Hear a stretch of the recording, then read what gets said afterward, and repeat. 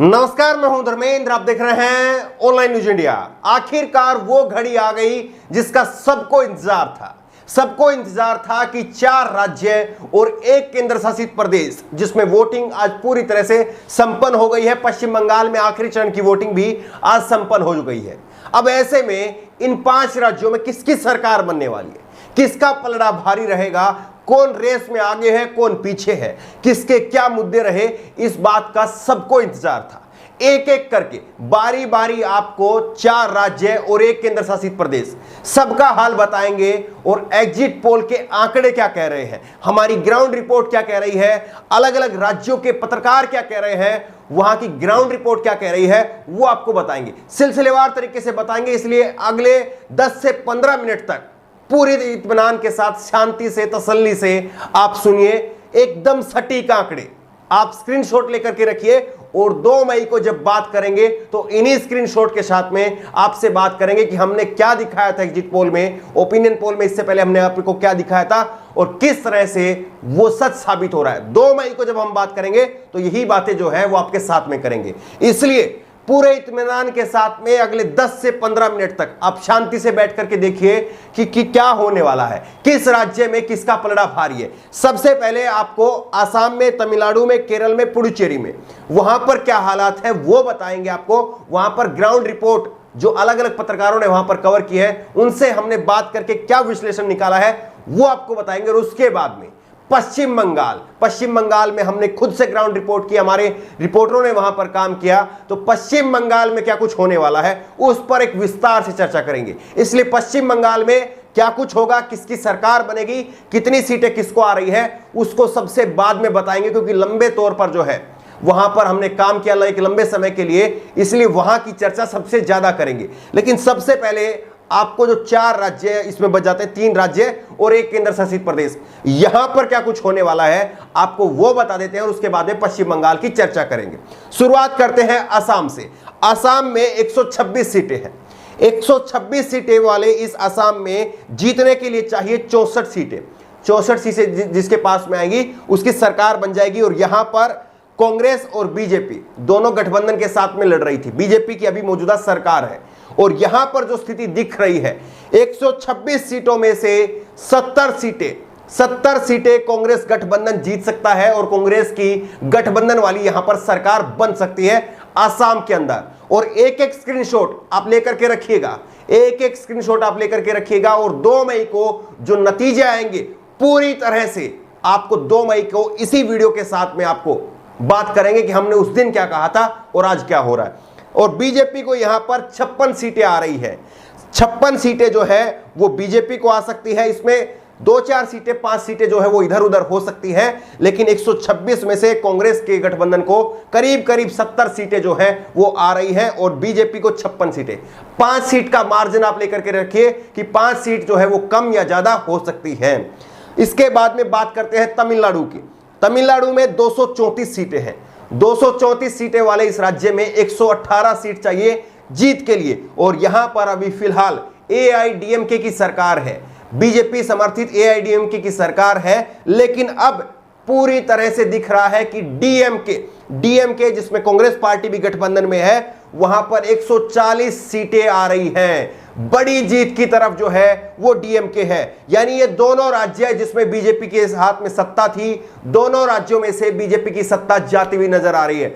असम में बीजेपी की सत्ता जा रही है, तमिलनाडु में भी बीजेपी की सत्ता जा रही है। और तमिलनाडु में एआईडीएमके जिसमें बीजेपी है उसका करीब करीब जो है वो 90 सीटें एआईडीएमके को मिल रही है। इसके बाद में केरल के अंदर चलते हैं। केरल में ना बीजेपी थी ना कांग्रेस थी, लेकिन केरल में लेफ्ट की सरकार थी, एलडीएफ की सरकार थी। और एलडीएफ जो है वो इस बार भी ऐसा लग रहा है कि 140 सीटों में से करीब करीब जो है वो 80 सीटें एलडीएफ की आ सकती है, यानी लेफ्ट की दोबारा से सरकार बन सकती है।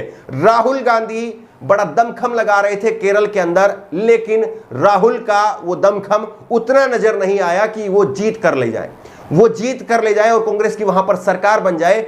अभी कांग्रेस को वहां पर और काम करना होगा, अपना संगठन और मजबूत करना होगा, उसके बाद में ही कांग्रेस वहां पर जीत का सपना देख सकती है। फिलहाल कांग्रेस यहां पर अच्छे प्रदर्शन उसका कहा जा सकता है, लेकिन जीत कांग्रेस की अभी भी दूर है। लेफ्ट की सरकार बन रही है केरल के अंदर और कांग्रेस जो है वो 60 से 50 सीटों के बीच में जो है वो कांग्रेस वहां पर रह सकती है।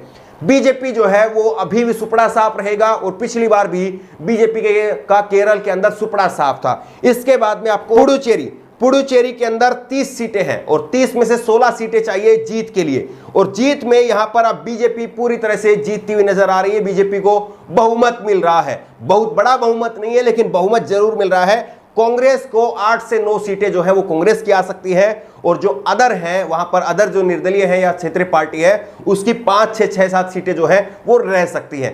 2-4 का यहां पर मार्जिन है। जो बड़े स्टेट है उनमें आप 5 से 10 का मार्जिन लेकर के चलिए, लेकिन पुडुचेरी में 2 से 4 सीटों का यहां पर मार्जिन है। बिल्कुल कसा हुआ जो है वो यहां का गणित है। लेकिन अब सबसे महत्वपूर्ण चर्चा जिसका सबको इंतजार है कि वाकई पश्चिम बंगाल में क्या फिर से दीदी या इस बार नरेंद्र मोदी के नाम पर परिवर्तन होगा। यह पश्चिम बंगाल में क्या कुछ होने वाला है ये आप देखिए। पश्चिम बंगाल में 294 सीटें हैं, 292 सीटों पर यहां पर चुनाव होता है, 2 सीटें मनोनीत रहती हैं। तो 292 सीटों में से 147 के आसपास जिसकी वोट आती है, सीटें आती हैं, उसकी सरकार होती है। और यहां पर टीएमसी की 150 के करीब सीट आ रही है। देखिए जिस तरह का कहा जा रहा था टीएमसी की तरफ से कि 200 पार रहेगा, 200 पार तो नहीं है। बीजेपी भी 200 पार नहीं है। बीजेपी की यहां पर 110 के आसपास सीटें रह रही है। बीजेपी का अच्छा प्रदर्शन जरूर है। बीजेपी ने जो दमखम लगाया उसके बलबूते पर बीजेपी 100 पार जरूर करती हुई नजर आ रही है, या 100 के आसपास बीजेपी रह सकती है। लेकिन बीजेपी 200 पार बीजेपी सरकार में ऐसा बिल्कुल नहीं है। और 30 के आसपास जो है लेफ्ट और कांग्रेस का यहां पर प्रदर्शन रहेगा। तो ये जो है वो स्थिति है। क्या कारण है इस पर विस्तार से चर्चा करेंगे। लेकिन पश्चिम बंगाल में ममता बनर्जी फिर से सत्ता में आ रही है, यह साफ है। तो यानी अगर 5 राज्यों की बात करें तो 5 राज्यों में किसको क्या मिल रहा है। 5 राज्यों में असम के अंदर बीजेपी की सरकार थी, चली गई, अब बीजेपी असम के अंदर नहीं आएगी। तमिलनाडु में बीजेपी की सरकार थी लेकिन अब नहीं आएगी। केरल के अंदर लेफ्ट की सरकार थी, लेफ्ट की सरकार बरकरार रहेगी। पुडुचेरी के अंदर कांग्रेस की सरकार थी, उसके बाद में विधानसभा जो है वो भंग कर दी गई क्योंकि वहां पर कांग्रेस के जो विधायक थे वो टूट करके बीजेपी में चले गए थे। और अब जो है बीजेपी की वहां पर सरकार आती हुई नजर आ रही है। पश्चिम बंगाल में टीएमसी की दोबारा से, दीदी की दोबारा से वापसी हो रही है, यह साफ तौर पर दिखाई दे रहा है। तो यानी 5 राज्यों की अगर बात करें, जिसमें 4 राज्य और एक केंद्र शासित प्रदेश, अगर इनकी बात करें तो बीजेपी यहां पर 4-1 है। 4 राज्यों में बीजेपी नहीं जीत रही है और एक राज्य में बीजेपी जीत रही है। कांग्रेस की बात करें तो कांग्रेस असम के अंदर जीत रही है, केरल में अच्छा प्रदर्शन है, और उसके बाद में तमिलनाडु में कांग्रेस जो है वो जीत रही है। तो कांग्रेस के खाते में 2 राज्य आ रहे हैं, असम और तमिलनाडु। एक राज्य जो है केरल, उसमें लेफ्ट की सरकार बन रही है और केरल में कांग्रेस का प्रदर्शन जो है वो अच्छा है। पुडुचेरी में केवल जो है एकमात्र स्थान पुडुचेरी, छोटा राज्य, छोटा केंद्र शासित प्रदेश, और वहां पर बीजेपी जीत सकती है। ये हमारे आंकड़े हैं, आप इन आंकड़ों का स्क्रीनशॉट ले लीजिए और 2 मई को इन्हीं आंकड़ों के साथ में हम बात करेंगे, क्योंकि बेहद गहन बातचीत के साथ में पूरी तरह से विश्लेषण करने के बाद में आपके सामने ये आंकड़े रख रहे हैं। केवल और केवल बीजेपी की सरकार अगर कहीं पर बनेगी तो पुडुचेरी के अंदर बन सकती है, बाकी जगह पर बीजेपी की सरकार नहीं बनेगी। पश्चिम बंगाल को लेकर के बात करते हैं। लोग बहुत कह रहे हैं कि बीजेपी ने बहुत दमखम लगाया है, लेकिन वहां पर क्या होगा। पश्चिम बंगाल का अगर आप आंकड़ा समझेंगे तो देखिए पश्चिम बंगाल में क्या कुछ हुआ है, ग्राउंड रिपोर्ट के आधार पर हमें क्या वहां पर जो है वो देखने को मिला, उसका जो है आज खुल करके कह सकते हैं। पहले नहीं कह सकते थे, लेकिन आज खुल करके कह सकते हैं। ममता बनर्जी अच्छी फाइट कर रही थी। एक चीज प्लस में क्या रही ममता बनर्जी का जो एटीट्यूड है, जिस तरह से वो फाइटर के रूप में नजर आते, स्ट्रीट फाइटर, वो लोगों को अभी भी ये लोगों को विश्वास दिला पाया कि ममता बनर्जी यहां पर लड़ाई लड़ रही है। दूसरा कोई राज्य होता, दूसरा कोई नेता होता तो कोलैप्स हो जाता। जिस तरह का बीजेपी का प्रचार था, मीडिया का प्रेशर था, उसमें कोलैप्स हो जाता, धराशायी हो जाता। लेकिन ममता बनर्जी वहां पर अब भी स्ट्रीट फाइटर के रूप में जो है वो नजर आई और ममता बनर्जी ने यहां पर अपना किला सुरक्षित रखा। ममता के पक्ष में एक जो इसका कैंपेनिंग था ममता का, वो कैंपेनिंग भी ममता का उनको काफी मदद किया। कैंपेनिंग क्या था? खेला होबे। खेला होबे से वाकई ममता बनर्जी को एक पॉजिटिव कैंपेन मिला और उसके जरिए लोग वहां पर ममता के साथ में दोबारा से कनेक्ट किए ममता। और इसके बाद में अगर बीजेपी का नेगेटिव पॉइंट की बात करें तो बीजेपी का नेगेटिव पॉइंट जो है वो प्रधानमंत्री नरेंद्र मोदी की भाषा रही। प्रधानमंत्री नरेंद्र मोदी ने जिस तरह की भाषा को चुना, दीदी ओ दीदी, ये भाषा पश्चिम बंगाल की महिला मतदाताओं को खास करके उनको खटका है। और अब जो है पश्चिम बंगाल की जो महिला मतदाता है वो इससे जो है वो किनारा कर रही है। देखिए, महिला मतदाता जिसकी तरफ, मुस्लिम मतदाता जिसकी तरफ, बंगाल उसका, ये सच्चाई है। पश्चिम बंगाल में करीब करीब 27 से 28% जो है वो मुस्लिम मतदाता है और कितनी सीटें, करीब करीब जो है वो आधी सीटें ऐसी हैं जहां पर मुस्लिम मतदाता जो है वो 40 से 60% तक भी है। तो ऐसे में मुस्लिम मतदाता ममता दीदी की तरफ एक तरफा उतरा है, इसमें कहने पर कोई गुरेज नहीं होनी चाहिए। ममता बनर्जी के लिए एक तरफा मुस्लिम मतदाता जो है वो यहां पर उतरा है। और जहां पर ये 27% की अगर ओवरऑल बात करें तो इसमें जो है वो करीब करीब जो है ममता बनर्जी के लिए ये यहां पर 22 से 24% वो मुस्लिम मतदाता का वोट ममता बनर्जी को मिला है। लेकिन बीजेपी के लिए भी एक तरफा वोट बैंक बना है और वो वोट बैंक बना है जो बंगाल का हिंदू नहीं बल्कि उत्तर प्रदेश का आया हुआ बंग हिंदू है, उसके बाद में बिहार का हिंदू है, उसके बाद में मध्य प्रदेश का हिंदू है, मारवाड़ी हिंदू है। वो ममता का एक तरफा, पश्चिम बंगाल में बीजेपी का एक तरफा वोट बैंक है। बाहर का जो हिंदू आया है, बाहर का जो वोटर है जो पश्चिम बंगाल में आकर के रहने लगा है, वो बीजेपी की तरफ एक तरफा गया है। इसमें कहीं पर कोई गुरेज नहीं है।